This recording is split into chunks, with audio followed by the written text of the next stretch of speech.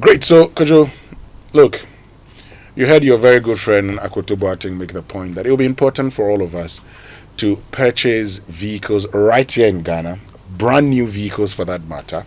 But it's not just about even purchasing brand new vehicles. We should purchase affordable brand new vehicles with schemes that enable those of us who cannot, say, buy in cash, have these. Because for these Ghanaian entities, what they have done is to invest in the production of vehicles. Investing in production of vehicles means Ghanaians must purchase these vehicles. And if Ghanaians must purchase these vehicles, a lot of things would have to be done, including ensuring the removal of certain taxes to enhance affordability of these vehicles. So why don't we get into a conversation to learn the opportunities and challenges within this sector. But also, as we talk about the opportunities and the challenges, they are preparing for a whole expo in a month's time, of which they'll be telling us more about. Now, Kojo, if you look at some of the data we have, we import about $500 million worth of cars, at least per the 2023 data. So we are the 96th largest importer of cars in the world, out of 225 countries. And during the same year, in 2023, cars were the second most imported products in Ghana. We have about 1,177 products we regularly import, and cars were the second most important. Now, why is this the case when you have an automobile policy, when you have a strategy that has encouraged investors to invest in vehicle assembling and vehicle manufacturing here? Why do we have vehicles being manufactured here, yet we are still importing a lot of vehicles? What should be done to enable me drive a brand new car, which won't break my bank account? And so we have Ademola Adelabu, Managing Director of CFAO Mobility Ghana Limited, with us in the studio. We also have Jeffrey Opompepra, President of the Automobile Assemblers Association of Ghana. He's also the CEO of VW in Ghana, to give us a sense of what we can do together to drive safer on our roads comfortably and on a good budget. Well, Ade, good morning. How are you? Thank you very much. Good morning. It's good to see you. So, so just not to twist your tongue, you can keep it simple, Damola. Damola. Yeah. That's better. When I eat Eba, I'll get the full name right. How are you?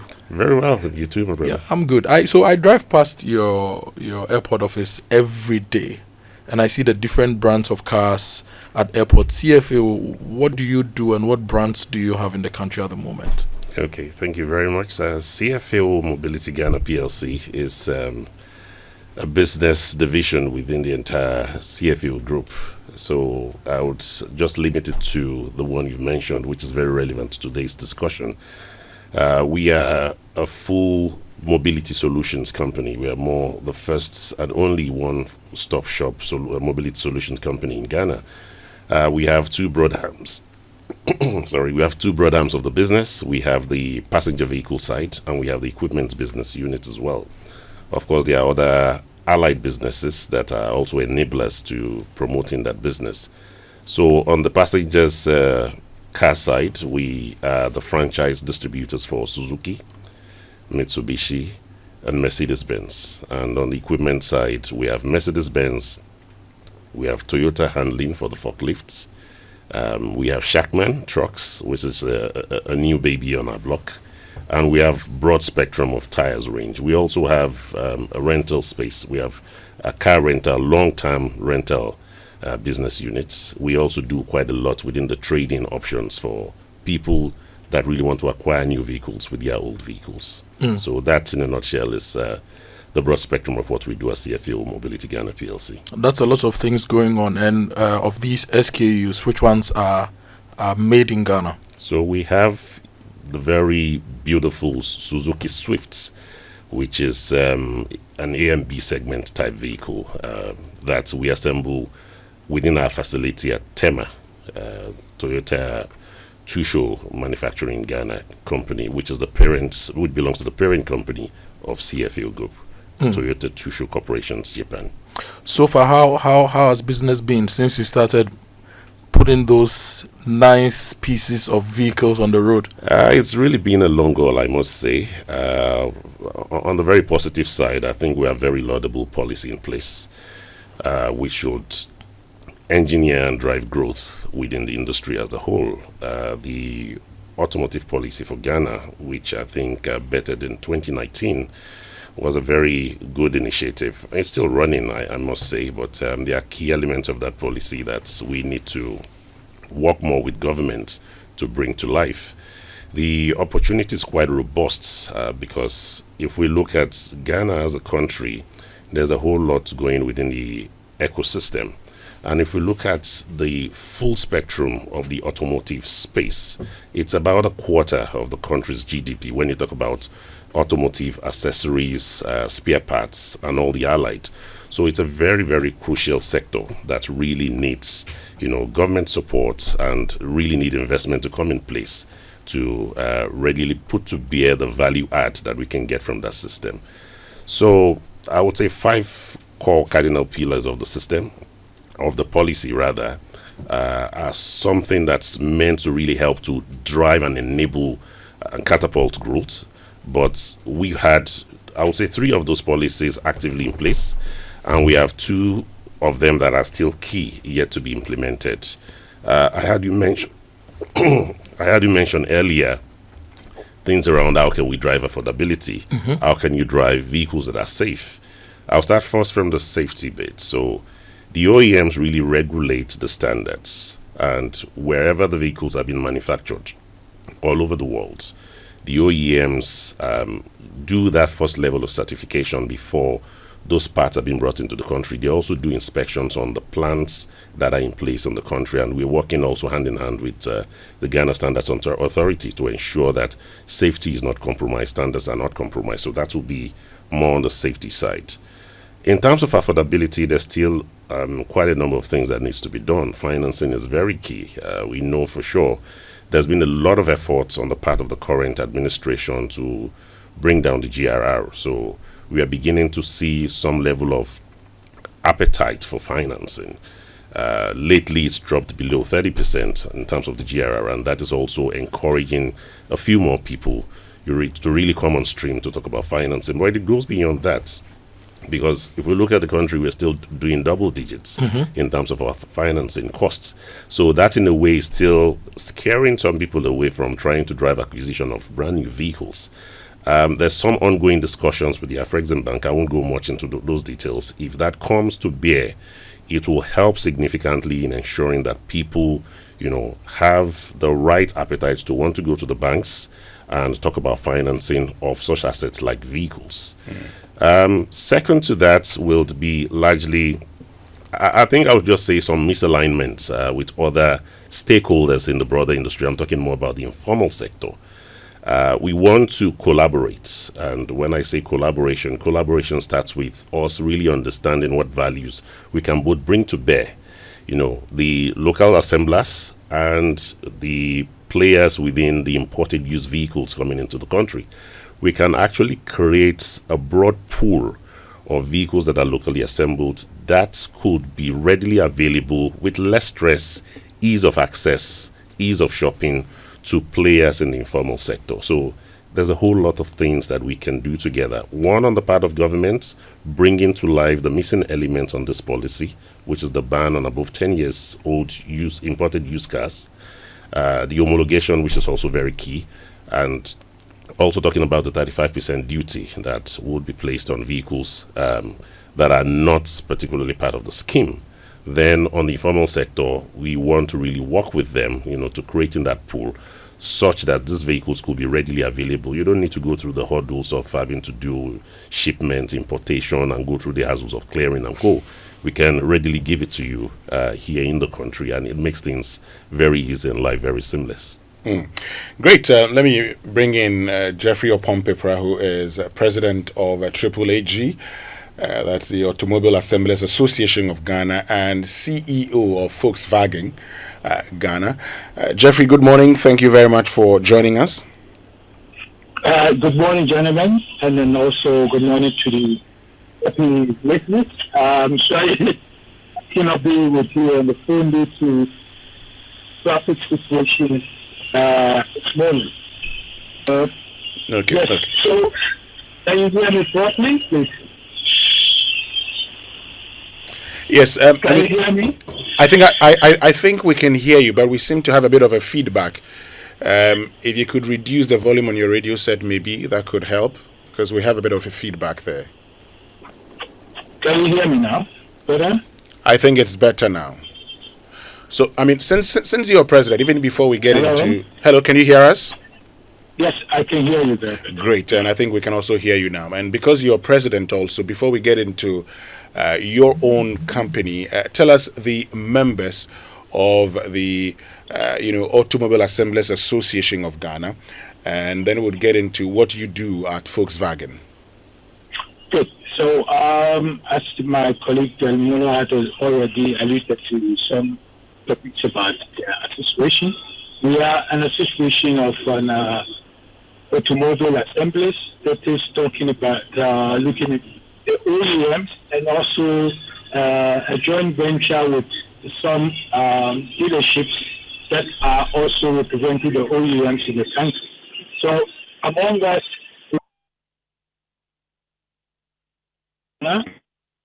Hello. If you can hear me, can you please turn off your radio? Completely, my radio is can you hear me better? I think it is better.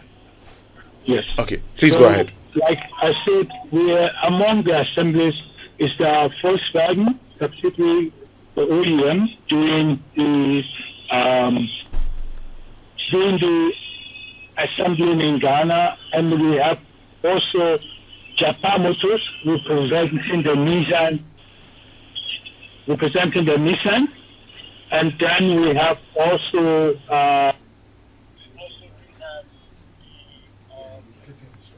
Hello, Jeffrey. Okay, I think we'll get back to. We'll try and work on the lines and get back to Jeffrey. And Jeffrey is stuck in the traffic you mentioned. So if you check the Google traffic data, the traffic on the motorway goes all the way to almost the Community 18 junction, and from the Legon side in Accra, it's from the Legon Business School almost to it's past it goes past the Tetekwashi interchange. So Ghana Police Service, please move there and fix the issue so that people can move easily to wherever they are going to. Winston. Great. So let's get back to Damola. You're talking about you've talked about affordability. You've talked about the safety and all, and you've talked about the policy. I hear you talking about a 35% say tax on imported vehicles for because of the assembling of vehicles here. But were there other incentives that you were promised that you currently do not have or enjoy? We like looking at things from the positive side. So I would say Triple AG has very well appreciated the government for what it's done so far. So one of the benefits is not just us; it goes down the value chain, which is the zero VAT, zero levies. So potentially about 22% is being, I would say, saved right through the chain, from the assemblers right through the end users like you. So that has been in place. And the government had been magnanimous enough to also extend it till the end of this year. We're also advocating, for this to be pushed slightly more. So that's been in place. On the flip side, the elements that I said are still, we're still waiting, and we really want the government, because a lot of investment has gone into this venture. One of which is the ban on imported used cars that are above 10 years, because we are talking about the ecosystem also. We are talking about carbon neutrality. We're talking about safe environments, because most of the vehicles that are coming in, some are salvaged, some are fairly fit for purpose.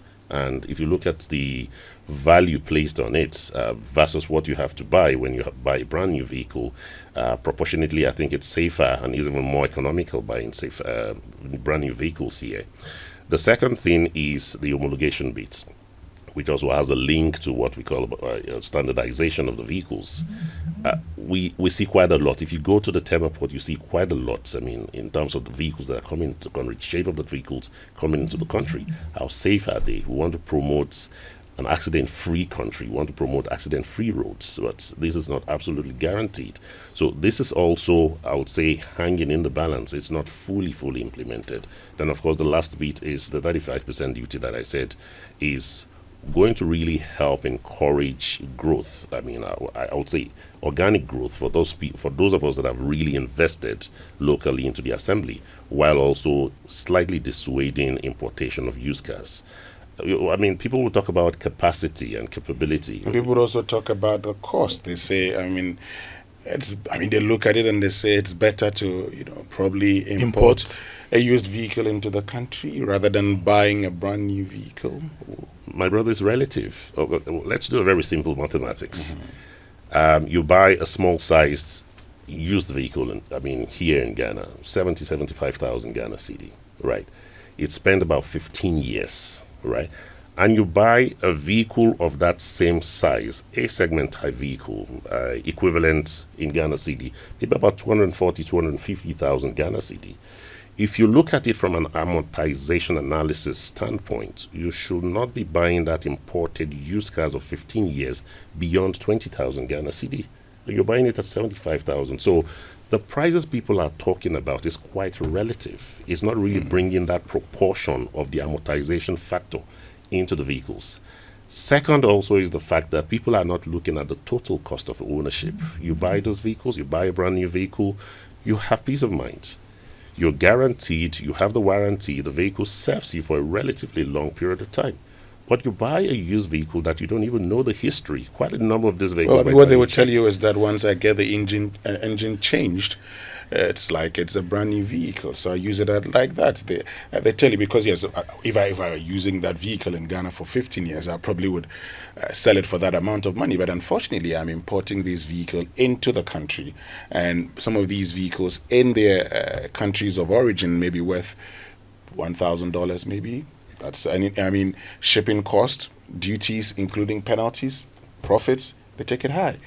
The question many would ask is, how are we ensuring that vehicles, brand new vehicles assembled in Ghana, are competitive so that the next time I'm going to purchase a vehicle, my first focus is on having a brand new one manufactured in Ghana? Okay. On the part of all of us players, I think a whole lot has been done because it takes, I would say, corporations with guts to really put in that investment in vehicles. So from the point of view of safety of the vehicle, standards of the vehicle, I think I mentioned it. It's really up to spec. In terms of affordability, there are ongoing discussions, like I said. We know what currently the financing regime is in terms of financing cost in Ghana. So we are partnering with financing agencies to see how best these bits of financing can be addressed. Because if it is easier for you to go to the financing institution to be able to access, not just access the funds, but access it at very, very affordable rates, then it whets up your appetite to want to really buy those new vehicles. The second thing is about, currently we are doing SKDs, semi-knockdowns. There's a whole lot within the ecosystem of what makes up a vehicle. Component manufacturing is key. We are not there at all yet. In this country, we are very blessed. I would say we're very blessed. We have bauxite, we have rubber. These are all part of what makes up the components of fully assembled vehicles. How best are we looking at vertical integration? This bit, there's a whole lot more that will be expected, not just on the part of players, but also on the part of governments to come to the table and see how best we can promote these industries. There are people really willing to set up industries that can be complementary into the assembly of these vehicles. Because imagine you bring in 100% of all the components and you assemble it here. So that's more like double handlings, more than double costs. So if this bit around financing is looked at, if the bit around component manufacturing is also addressed, with corporations that have that appetite to truly, genuinely invest, the country is well blessed with natural resources. Rubber is there. The bumper is there. The basic bumper of the vehicle, we are not doing it here. Damola, one of the things I like is that when you say, if all of these things are handled, then the listener will say, if all these things are handled, what happens? What will be the benefit to me?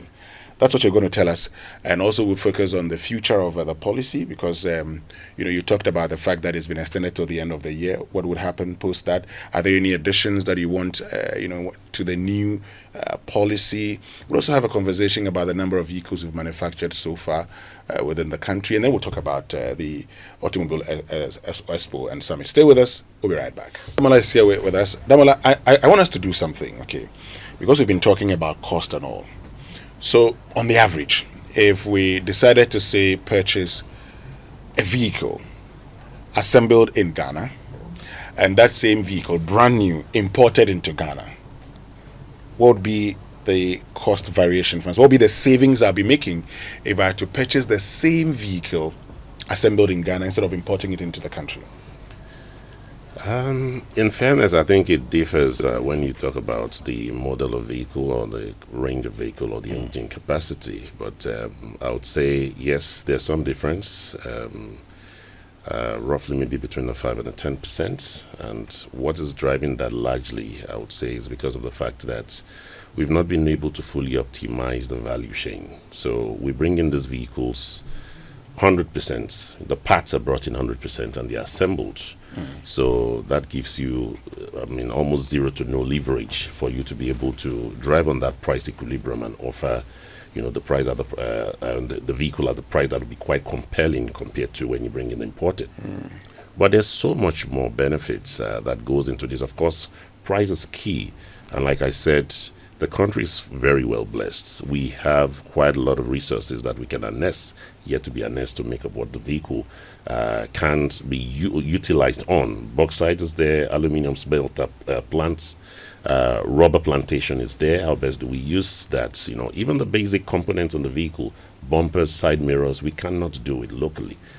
If we look at these particular topics while driving investment and ensuring the whole ecosystem is fully well explored, that will help in no significant measure in ensuring that we bridge that price gap that we have on the the completely built vehicles that are coming into the country versus the locally assembled. But like I said, beyond that is the bit around skills acquisition. Of course, that may not really be what is in the mindset of the end user, but I'm talking benefits to country and benefit to end users, all collective.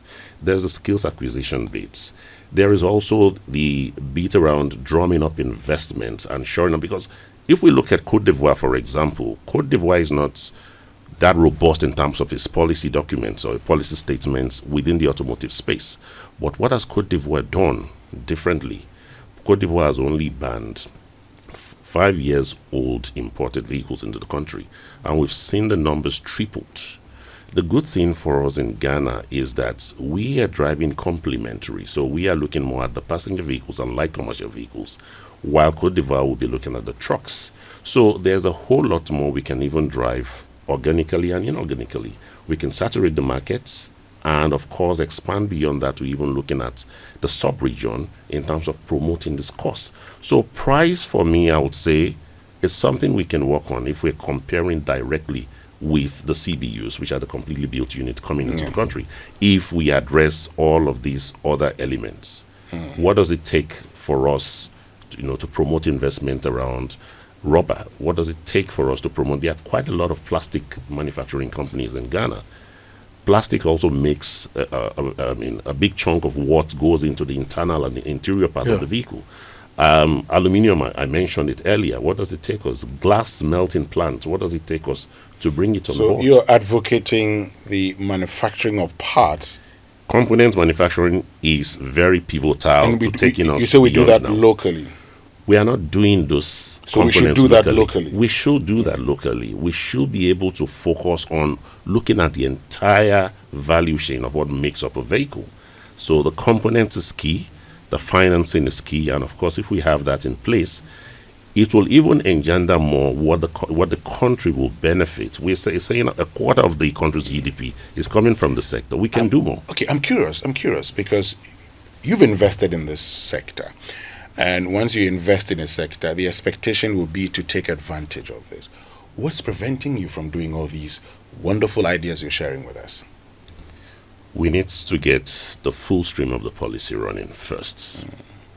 We cannot have all of us invest into plants, assembly plants here in the country, that readily, if we all do full shifts, full 3 shifts, we can actually produce in excess of 100,000 units of vehicles. And Okay. what are we producing today? Last year we did less than 3,000 in terms of production. Less than Less than 3,000. 3,000 vehicles locally assembled in Ghana last year.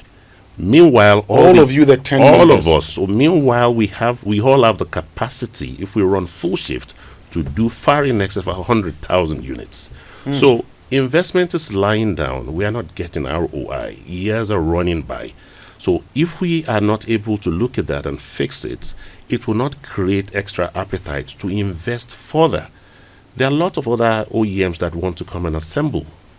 On the component manufacturing bit, there are lots of even local industries that are really poised to really put this investment down. Even we as a business, we can look at other allied businesses. We belong to a group that is very strong in steel, for example. Toyota Tsusho Corporation in Japan is very strong with steel. So there's so much more we can bring to bear that the country can really benefit from if we're able to be very deliberate, very, very intentional to promoting all of this course. And there's a whole lot that has to be done even on the part of the government to really help us, to get this dream running. I mean, you started the conversation on a bit of safety, but I'm beginning to get a lot of messages, and people are asking the question about safety. They keep asking, these vehicles assembled locally, is their performance at par and safety at par with the vehicles that are completely built and brought into the country? Let me give you an opportunity to, explain that whole part to us. 100% all OEMs globally will not certify any vehicle to be assembled in any country without being sure of safety standards. So, and like I mentioned earlier, we also work in conjunction with the Ghana Standards Authority to ensure that what we're bringing on board is really in sync. So anywhere around the world, be it our brand, Suzuki Swift, be it the one from VW, the one from Nissan, name it, all of us that are investors on the local assembly plant, any vehicle we have assembled here is as good as what you buy anywhere around the world. So, listening to you, the 2 things stick with me. If we are able to ban the importation of salvage vehicles and overage vehicles, we will create demand for locally produced vehicles, assembled vehicles. And if we are able to reduce the cost of financing, then we'll make it possible for people to buy these vehicles. So those are the 2 key things that And the of course, industry needs. component manufacturing. Component manufacturing. I'm actually Locally. looking at an infographic of where the US sources auto imports, right? So for clutches, they are importing them from Canada, China, Japan, Mexico. For radiators, Canada, China, Mexico. So they've broken down the various parts of the vehicle and where they are importing from. If you look at your SKDs, what components are critical that we need to import, and what components are easy, low-hanging fruits we can easily do? You mentioned the windscreens, tires. What other components, like brake parts, can we make them here? Okay. As is, there are low-hanging fruits. Okay. What makes up a vehicle? Largely aluminium. Okay. What are we doing with bauxite in the country? So the Ghana Integrated Aluminium Development Company must do more in that space. Exactly. We need to go deeper. We need to drive more insight, and we need to find how best we can develop that. We have rubber. We have a whole lot of plastic manufacturing companies locally here in Nigeria, some having that appetite to drive expansion. So these are low-hanging fruit of what you can readily bring to bear. Glass melting companies. What does it take us to bring it on board? So besides the combustion engine, and maybe a few other accessories, you mentioned the brakes and co. Yes, probably for the first, second phases, those ones can still be imported.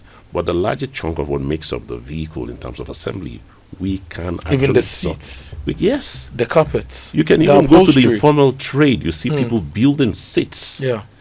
So what does it take us to help? So it will have a snowball effect positive for the economy as a whole. And that will also help on this bit that we mentioned about pricing, about affordability. So all the other elements will just be add-on. Financing will be add-on once we fix component manufacturing. Once the ban is being implemented on overage vehicles, then we can have people. Everybody wants a new vehicle. Everybody wants to buy new things. But what is hindering that from happening? What makes me happy is that if we are assembling a lot more here, and technology transfer, we build capacity of our technicians, then the issues we have with car maintenance is reduced. For me, my biggest challenge is vehicle maintenance. You take it to this person, he diagnoses it differently from the other person, and you always have to spend 3 times what you would have spent fixing one issue.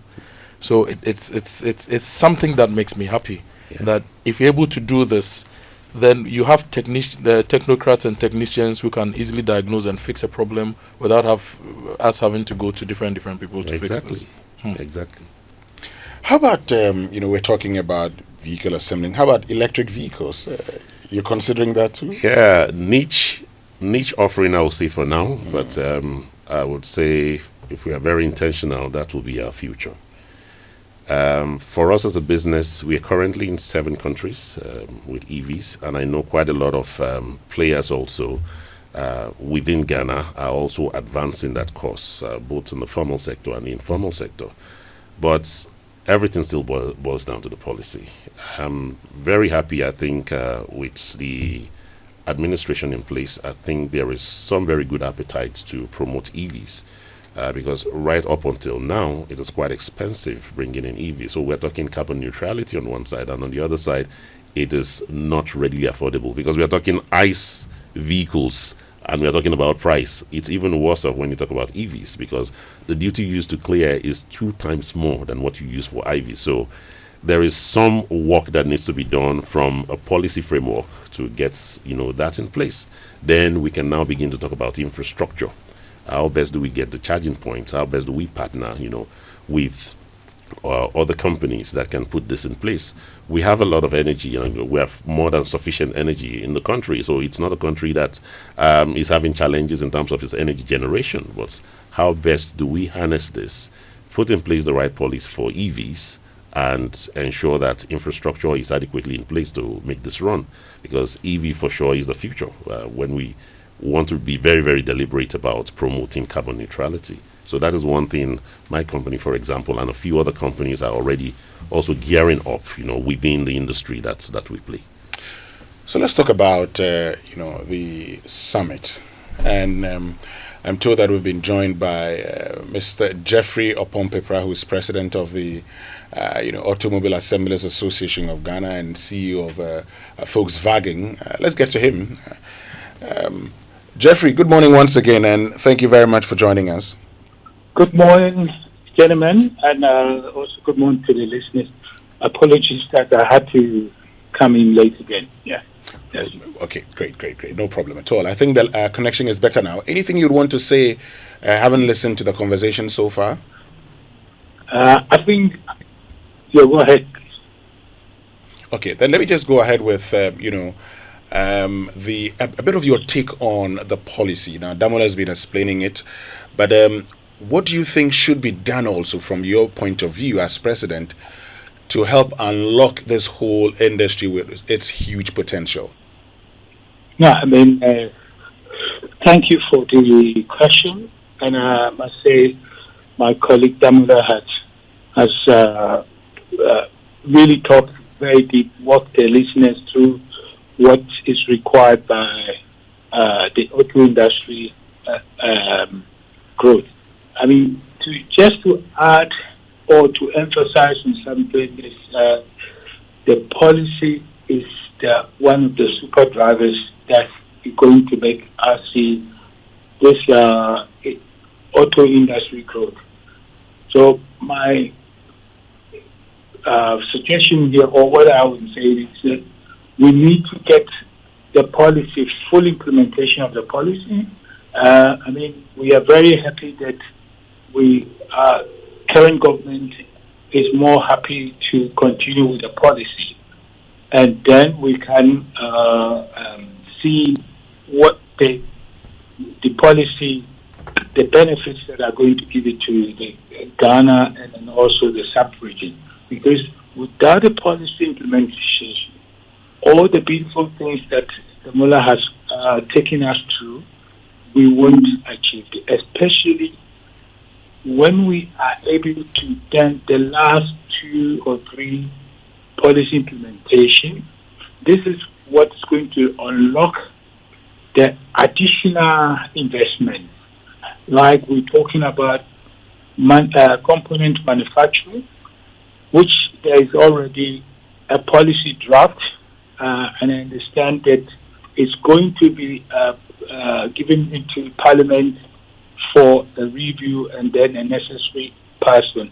But to be honest, if we don't get the main policy for the auto also completed, this is really not going to convince investors, because if we are achieving the volume that we are expecting, because the Mullah said it, we are able to do over 140,000 vehicles if we are running on the full shift and then the full capacity, because statistics shows us that every year we have almost about 135,000 vehicles imported into the country. So our capacity can fill that gap if we have the policy rightly implemented, and then this will unlock the investments, additional corporate international, creating jobs, young people earning a very good salary, and then people will start spending. And of course, affordability of vehicles will come in. We talk about this, but policy is an essential key. And then also the affordability, which we are engaging government to make sure that at least we do have vehicle asset financing in place in a very affordable way, so that each and every one Ghanaian will be also have the appetite to buy locally assembly. And what to close my comment here, the public should also know that what we are assembling here are on a good standard as you will get in Germany or everywhere in the world. And the benefit of this is, with the current support from the government, these vehicles are quite competitive in pricing. Even compared to the used vehicles that are imported, I mean, when we talk about the year of 1 to 6 years used vehicle imported into the country, the pricing are similar competitive to what we do in locally, because we don't pay import taxes. There are some taxes which are also not included. And of course, you also save time. You know also the product that you are covering, buying in Ghana. And then we are also looking at creating our own used car market. Great. So the great importers still also have an opportunity to tap into this area. Okay. Thank you. Now, finally, before we wrap it all up, we know there's a summit coming off. When is the summit? Who can participate in it, and what can we expect of the summit? So the summit is coming off on the 3rd of June, which is quite close in a month plus. And the participants that we are having all speakers in the auto industry, of course, the private sector and the government engagement, and of course, the public is also involved. And we are expecting speakers from outside who have expertise in the industry to also educate the public and then also the private sector about the opportunities of this industry that is Ghana is tapping into. And then we are also looking forward to meet some of the grain importers so that we can form some sort of partnership to work on that part of the Ghana automotive industry. Great. Thank you very, very much, Jeffrey Opompepra, for joining us this morning. We're grateful that you made time to join us on the phone, and sorry about the huge traffic you got stuck in. It's my pleasure, and then we look forward also to have you in the coming months or weeks to launch this summit, which is coming on. Yeah. Exactly, and I mean, Joy Business, Joy News partnering to make sure that the summit is a success. So we definitely, would be with you. Damola, in 30 seconds, anything you want to say finally? I would want to say thank you for this opportunity. We would continue to leverage platforms like this to build consciousness around what we're doing together as auto assemblers in Ghana. On the part of government, we know so much has been done. A whole lot more is still expected, and we're very hopeful that the missing elements on this policy will be implemented very soon, so that we can all see the value addition this investment is bringing to bear, not just in Ghana as a country, but to all Ghanaians and residents of this country. Thank you very much, Damola Delabu, who is Managing Director, CFA Mobility Ghana PLC, and Jeffrey Opompepra, who is President, Automobile Assemblers Association of Ghana, and CEO of Volkswagen Ghana.